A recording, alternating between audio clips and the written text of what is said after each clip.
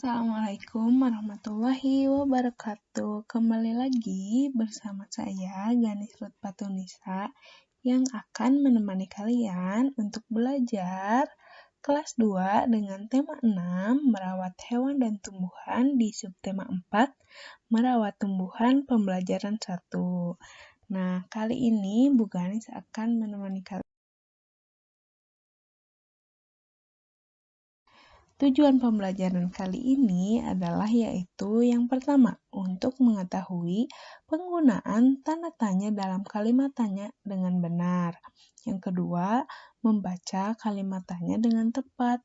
Yang ketiga, kalian dapat menyebutkan ukuran berat benda yang salah satu lebih berat daripada yang lainnya dengan benar. Yang keempat, kalian dapat membandingkan berat dua benda dengan benar. Yang kelima, kalian dapat menentukan bahan yang digunakan pada suatu kreasi. Yang keenam, kalian dapat membuat karya kreasi dari bahan buatan dengan benar. Nah, ya, perhatikan dan simaklah cerita berikut ini. Halaman rumah Siti ditumbuhi berbagai tanaman bunga. Bunga-bunga bermekaran indah sekali. Siti rajin merawat tanaman-tanaman tersebut. Nah, lalu Siti mengobrol dengan ayahnya.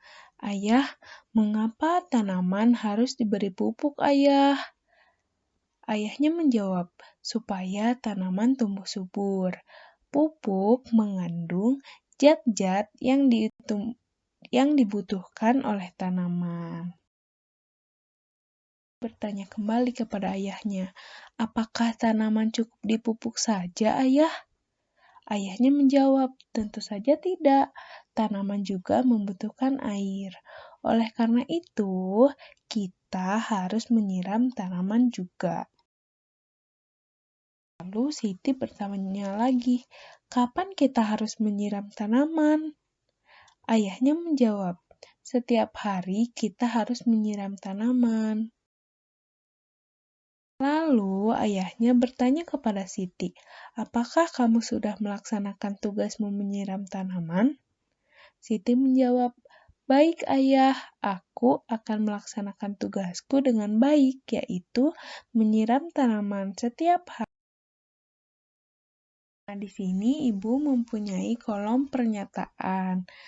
Di sini ada aku menemukan kalimat tanya pada percakapan. Jika kalian menemukan kalimat tanya pada percakapan, beri emot yang senyum. Jika tidak, beri emot yang tidak. Lalu selanjutnya ada aku menemukan 5 kalimat tanya pada percakapan. Jika kalian menemukan 5 kalimat tanya pada percakapan, beri emot senyum. Jika tidak, beri emot tidak senyum. Lalu pernyataan selanjutnya yaitu kalimat tanya diawali dengan kata tanya yaitu apa, apakah, siapa, mengapa, dan bolehkah. Jika menurut kalian itu benar, maka beri tanda senyum. Jika menurut kalian itu salah, beri tanda tidak senyum. Lalu yang terakhir yaitu pernyataannya adalah kalimat tanya diakhiri dengan tanda tanya. Nah, jika menurut itu kalian benar, maka beri tanda senyum. Jika salah, beri tanda tidak. Selanjutnya, nah ada penjelasan yaitu penulisan kalimat tanya biasanya diawali dengan kata tanya, misalnya seperti apa, siapa, kapan, bagaimana. Lalu, yang selanjutnya, penulisan kalimat tanya selalu diakhiri dengan tanda tanya. Ya, penulisan kalimat tanya itu harus selalu diakhiri dengan tanda tanya, karena itu dapat membedakan kalimat tanya dengan yang lainnya, selain menggunakan kata tanya tersebut. Nah, selanjutnya, intonasi dalam kalimat tanya berbeda dengan kalimat pemberitahuan. Nah, kalian dalam membaca kalimat tanya pun harus ada perbedaan dalam mengucapkannya dengan kalimat yang lain. Contohnya, kata tanya ada apa, siapa, mengapa, dan bagaimana. Lalu ada contoh kalimat tanya. Nah, bacanya harus dengan intonasi yang tepat ya. Contoh kalimat tanya nomor 1 dengan kata tanya apa? Apa yang sedang kau lakukan, Tata?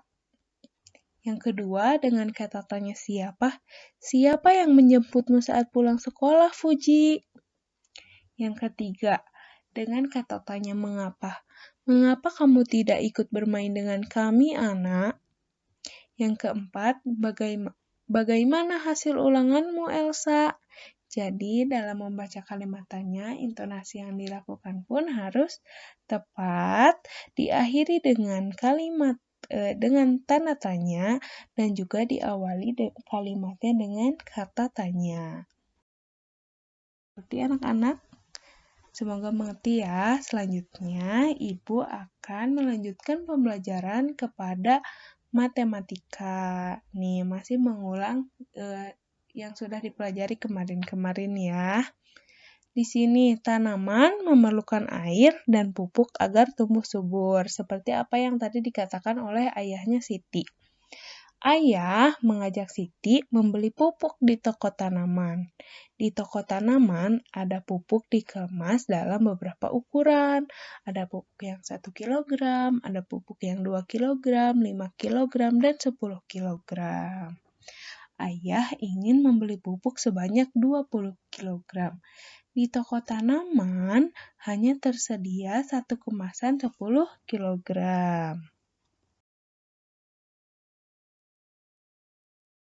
Ayah Siti agar mendapatkan pupuk sebanyak 20 kg. Nah, untuk mendapatkan pupuk sebanyak 20 kg, karena tadi terdapat berbagai ukuran, maka Ayah Siti dapat mendapatkan pupuk dengan 10 kg pupuk ditambah 5 kg pupuk ditambah 5 kg pupuk, maka menjadi 20 kg. Adapun cara lain untuk mendapatkan pupuk sebanyak 20 kg, apakah kalian dapat menemukannya bagaimana? Agar Ayah Siti mendapatkan pupuk sebanyak 20 kg dengan cara yang lain ya, selain yang Ibu berikan. Ada soal nih, setelah sampai di rumah, pupuk yang dibeli ayah dimasukkan ke dalam kantong-kantong plastik yang lebih kecil. Setiap kantong berisi 5 ons pupuk. Ada berapa kantong plastik yang dibutuhkan agar pupuk-pupuk tersebut dapat dipindahkan semua ke dalam kantong plastik? Nah, untuk menjawab soal ini, yaitu yang pertama diketahui. Ayah membeli pupuk seberat 20 kg. Karena 10 ons merupakan 1 kg, jadi 20 kg kita kalikan dengan 10 ons, jadi 200 ons.